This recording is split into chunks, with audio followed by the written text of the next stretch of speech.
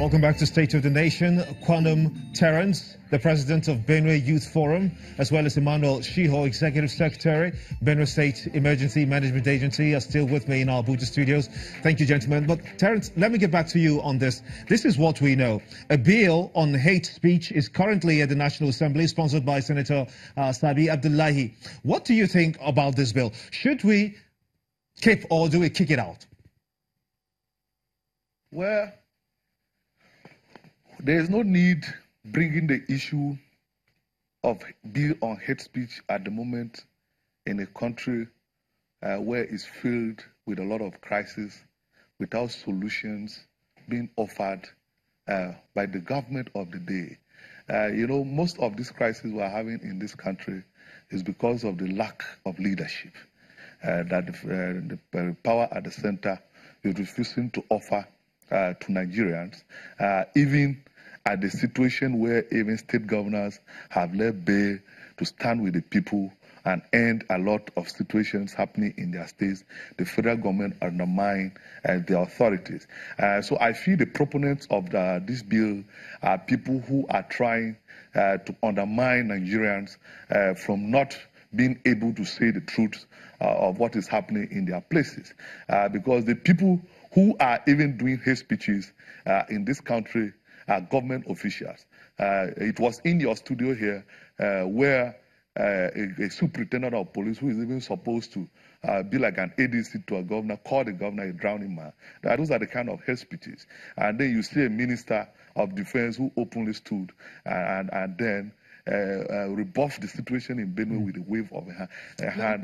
They develop these speeches themselves, and then they run to some persons to go and develop bills to undermine Nigeria. Okay, let me get the thoughts of Mr. Shiho on this. Mr. Shiho, do you feel, to a large extent, I know it's practically not your field, but let me get your thoughts nonetheless. Do you think that this hate speech bill that is before the National Assembly is one that will bring some level of sanity to these kinds of attacks or statements that could be volatile and may result in attacks, do you think? Well, if that is not targeted at the already frustrated Nigerians who are troubled, as Terence has said, hate speeches, the way I see it being promoted by the National Assembly and at the top, appears to be targeted at the majority of the population of Nigerians who are frustrated, who are disillusioned, and are being stopped.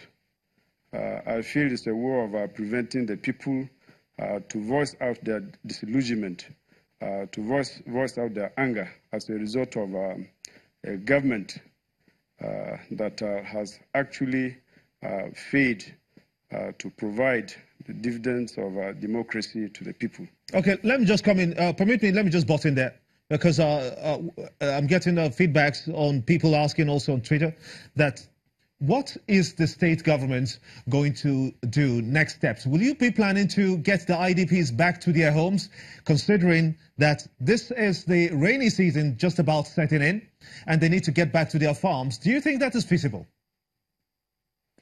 Well, it is. Our slogan in Benue State, which is spiritual, is that in God we trust. The feasibility of getting this achieved is not in sight, especially coming from a federal government. But the state government is doing everything possible. You see, the continued stay of RDPs in the camps, as I've already mentioned, 3 months running, has the implication of impairing the future of Benue people. Remember, out of the total population of RDPs, the population of our children is over 60%. What that means is that since the beginning of this year, school children are out of school, And also, if farmers are not returned to their homes to continue with their farm work. That also poses a grave danger it creates the problem of food security, not only to Benue State government, but Nigeria at large. Remember, Benue State is known as the food basket of the nation. So if this continued and majority of farmers have continued to remain in IDP camps instead of returning back to their homes to do their farm work, this presents a huge problem to the nation. So it creates the problem of our food security and hunger in the country. This is what we know my apologies. This is what we know in the Northeast, for instance, when we had over 1 million people displaced as a result of insurgency in the Northeast and are in IDP camps.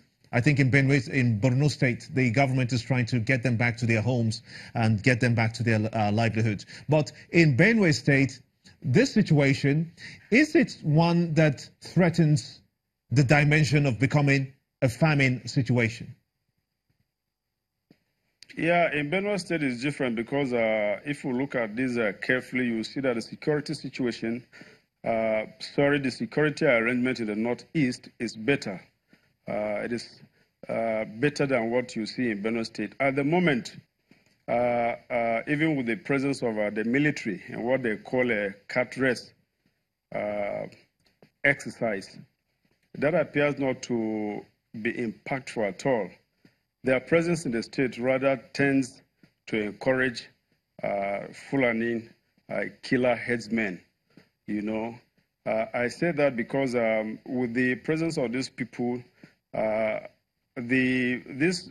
killer headsmen who were retreating with the efforts of police and other security agents have returned back to the villages. They have occupied our land, they have occupied the homes, they have continued to destroy the people's crops. They have remained in those places. And so it is difficult for the IDPs to leave the camps and go back. Those who have attempted to go back and check their properties, to check their crops, have not returned back to the camps alive again. So this has put a lot of fears into the minds of the IDPs in the camps, all right? And because the state government is not in charge of the security apparatus, state government is not in charge of the military, is not in charge of the police. Federal government needs to do a lot more to improve on the security situation so that IDPs will now have the confidence, will not be afraid to return back to their homes. Okay, let me just come inside here at this point and ask Terence this question. If you can hear me. Terence, help me out on this. Yeah. What effect will prescribing of the herdsmen have? Because some people have argued that it will give a face to the herdsmen. As such, the Nigerian forces will be able to approach this menace as they did with Boko Haram in the Northeast. What do you think? The directive they have is not actually in tandem with what is on ground. Because when this operation started, it was supposed to come and push away the remnants of herdsmen that were refusing to ranch their cows. But when they came in on launching, the chief of army staff said it was an exercise for them to just familiarize themselves with the civil society. This gave them the audacity to come in droves with their cows and even sack communities and occupy them. I'm afraid now, that the homes of Benue people. I'm afraid we're running out of time now, Terence. I'm afraid that's where we're going to have to leave it. But thank you to both of you so much indeed. Quanum Terence, the president of Benue Youth Forum, as well as Emmanuel Shiho, executive secretary, Benue State Emergency Management Agency.